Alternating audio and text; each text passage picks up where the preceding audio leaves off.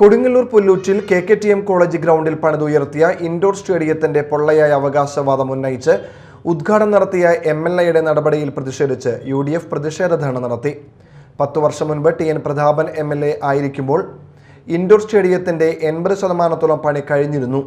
എന്നിട്ടും ഉദ്ഘാടനത്തിന് TN പ്രതാപൻ ഒരു ക്ഷണക്കത്ത് പോലും അയച്ചില്ലെന്നും പ്രതിഷേധക്കാർ ആരോപിച്ചു. KKTM കോളേജ് കവാടത്തിൽ നടത്തിയ ധർണ block Congress president ES Sabu ഉദ്ഘാടനം ചെയ്തു.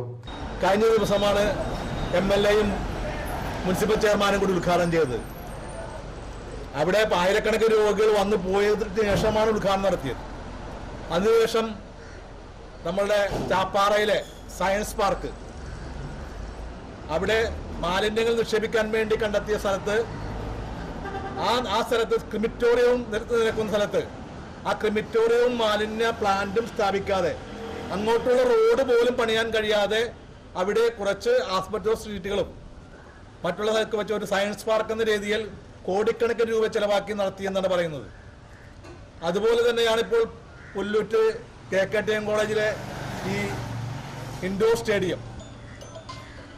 TN പ്രതാപൻ ഉണ്ടായിരുന്ന കാലത്ത് 4.93 കോടി രൂപ വകയിരുത്തി ചെലവഴിച്ച് പണിത ഇൻഡോർ സ്റ്റേഡിയത്തിന് 1 രൂപ പോലും ചെലവാക്കാതെ ഇന്ന് വൈദ്യുതിയില്ല, വെള്ളമില്ല, മറ്റുള്ള സൗകര്യങ്ങളൊന്നുമില്ല.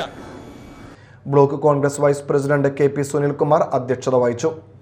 മുസ്ലിം ലീഗ് നിയോജക മണ്ഡലം president Yusuf Padiyath, PV Ramanan, Kavitha Madhu, ES Sageer, ES Siraj, PN Mohanan, KS Kamaruddin, CS Thilakan, TK Lalu, Xavier Pankath, Poly വിധേയത്തിൽ, Munshir, CR Pampa, Ismail, MB Murali, MA Ibrahim എന്നിവർ സംസാരിച്ചു.